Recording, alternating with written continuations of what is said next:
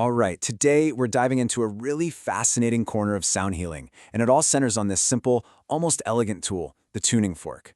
It's an idea that somehow feels both ancient and totally futuristic, so let's get right into it. I mean, it sounds almost too simple to be true, doesn't it?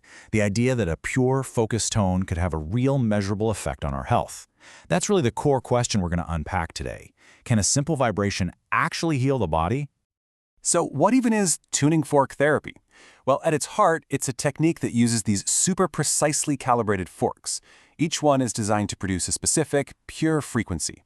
And the whole goal is to use these vibrations to kind of coax the body back into a state of balance.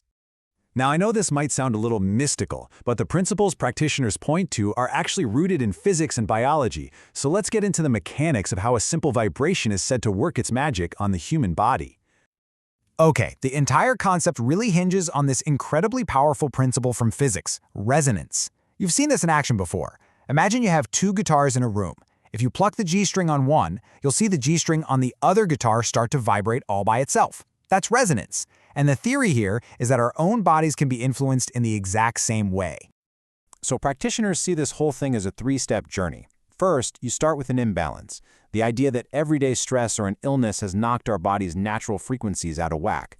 Then comes the introduction. A practitioner brings in that pure, stable vibration from a tuning fork. And finally, through resonance, the body is encouraged to realign with that perfect frequency, essentially retuning itself back to a state of harmony. Now, to really understand how practitioners believe this all works, we have to talk about something called the biofield.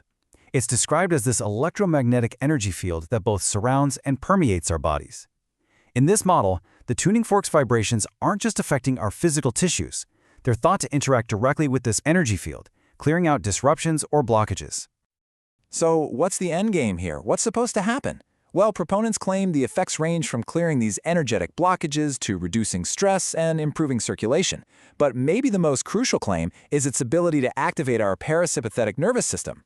Think of it like flipping the switch in your body from fight or flight mode to rest and heal mode, that calm state where your body can actually do its repair work.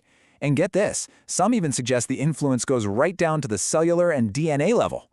So let's look at the tools themselves, because this is important. Not all tuning forks are created equal. Different frequencies are chosen for very specific jobs, creating a sort of vibrational toolkit for the body. And this is where it gets really specific and honestly pretty cool. A practitioner's kit is filled with these different frequencies, and each one has a reported purpose.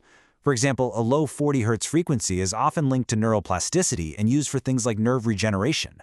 A 128 Hz fork, on the other hand, might be used to soothe the nervous system and help with anxiety. And then you have these really interesting ones like 136.1 Hz, the Ohm frequency, which is used for spiritual alignment and meditation. It's like a whole map of sound being applied to the body. And we're not just talking about listening to these sounds from a distance. Nope. The vibrating fork is often placed right on the body. A practitioner might apply it to the skull to influence brain waves, or on the spine and joints to help relieve pain. They're even used on chakras to clear energy blockages, or on specific acupuncture points to boost the effects of other therapies. Okay, this all sounds incredibly promising, but let's ask the big question. What does the scientific research actually have to say about all this?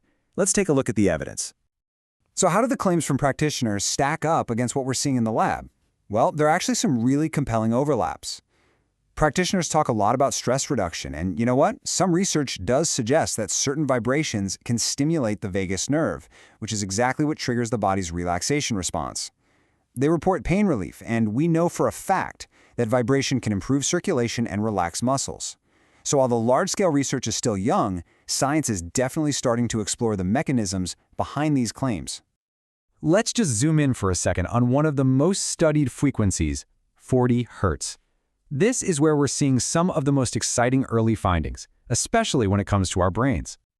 And here is a quote directly from the research. Sound vibration can activate biochemical pathways promoting nerve growth and cellular repair. Okay, let's just pause and unpack that for a second. This suggests we're not just talking about feeling relaxed. We're talking about a potential mechanism for actual physical healing at a cellular level. That is a pretty big deal, especially when we talk about neurological health.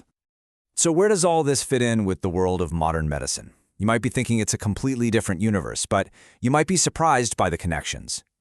Because when you really boil it all down, this core principle, using a targeted vibration to create change in the body, it's not just a holistic thing. In fact, this same idea is already a cornerstone of some incredibly advanced mainstream medical treatments. Just think about it for a second. Deep brain stimulation, or DBS, uses precise electrical vibrations to treat conditions like Parkinson's. Transcranial magnetic stimulation uses magnetic fields to help with depression.